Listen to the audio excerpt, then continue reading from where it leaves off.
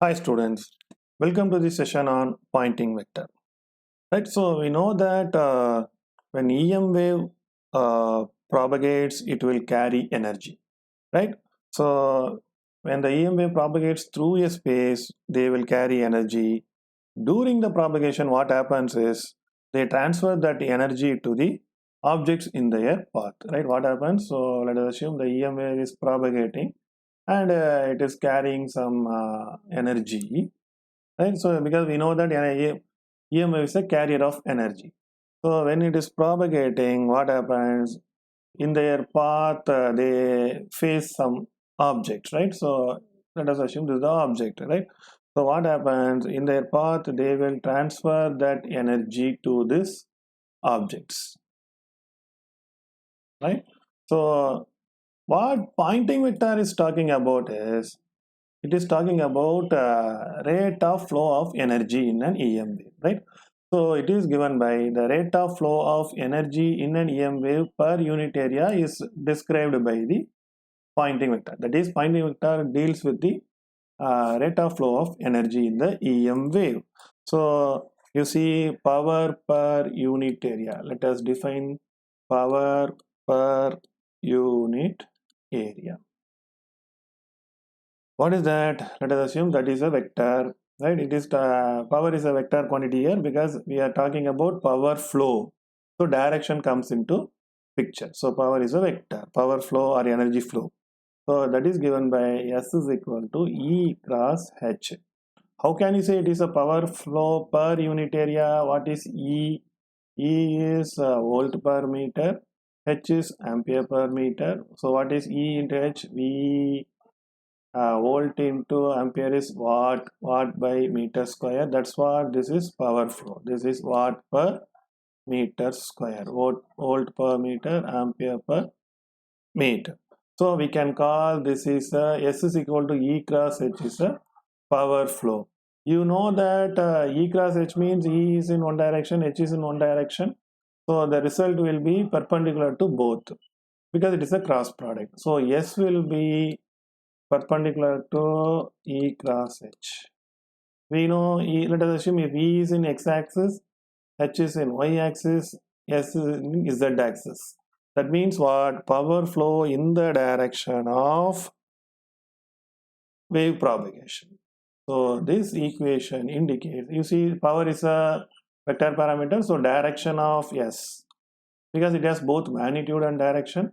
So direction of is along the direction of wave propagation because E cross H is the direction of wave propagation.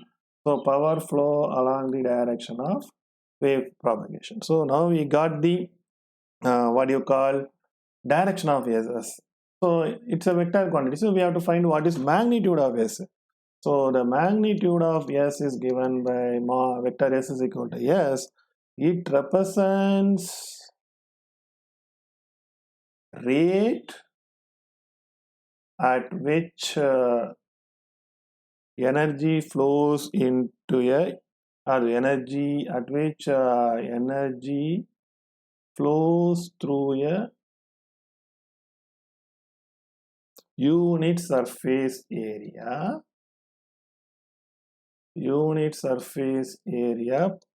which is kept perpendicular to the direction of wave propagation. That's a beautiful concept. Let us see that direction of wave propagation. See, have you remember the term a area kept perpendicular to the direction of wave propagation or perpendicular direction of somewhere we have studied, right? What is that? Flux, right? So we hope you have studied E dot D dot ds, right? Q enclosed, yes or no? Then we studied J dot ds, right? J dot ds is equal to I enclosed I, right? And these are all the things we know. And also we studied flux is given by, right, pi e. That's what this pi e. Similarly, we studied pi m, that is b dot ds. Yes, you see, this is what electric field lines passing through this surface. This, sorry, it's magnetic field lines. This is electric field lines passing through this surface. It is current at particular point passing through this surface. Integral means total surface. It is small surface, integral total surface. So current density, current at a particular point passing through a small surface. Integral means total surface. Electric field lines passing through small surface, integral total surface. Magnetic field lines passing through small surface, integral total surface. This surface is kept normal to the lines. Same thing, right? S vector represents the rate at which power flows through a unit surface area kept normal, right? So what is the direction of wave propagation? Just now only we have seen S vector. It has to pass through the direction of wave propagation. So that is what ds. S dot ds indicates the S will pass through this surface. So this is a scalar quantity. I can write P or S, both are same only. So this is what power flow. This is current flow. This is electric field lines flowing through that. So this is magnetic field lines. This is power flow. So this indicates, this is electric field lines passing through this surface, divergence of electric field. This is magnetic field lines passing through a surface. Similarly, this equation indicates power flowing out of a region.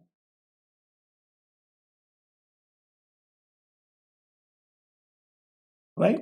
So that's a beautiful concept. So you don't need to mug up anything. So S dot ds will give power flowing out of the region. Right? So if you have any doubt, please refer this video that I have dealt in this is dealt in chapter number 2, this is dealt in chapter 2, this is dealt in chapter 3. So then if you understand those things, this is very beautiful concept.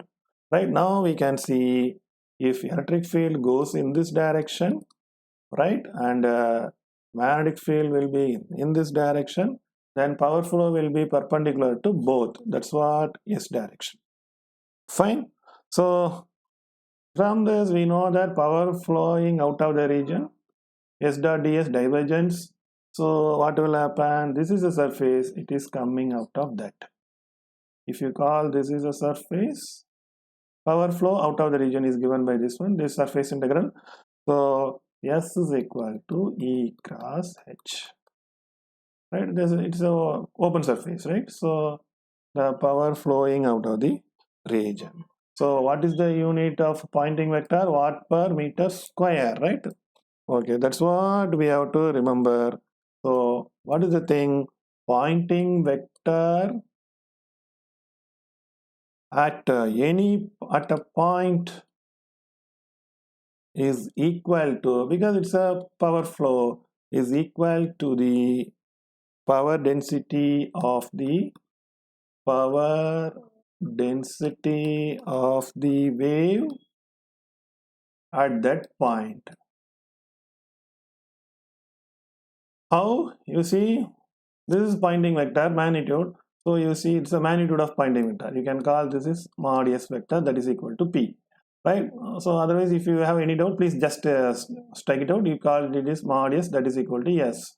Okay, you see what I am telling, the Poynting vector at a point is equal to power density at that point. See, what, let us assume this is a ds tends to 0, it is a point. Area tends to 0, point. What is S watt per meter square? Power per area, power density. Right? So Poynting vector at any point will become power density of the wave at that point. So that's what we have to know about Poynting vector, right? Poynting theorem we will see in the later videos. Thank you. If you have any doubt, please ask me in comment section. I will clarify. Thank you.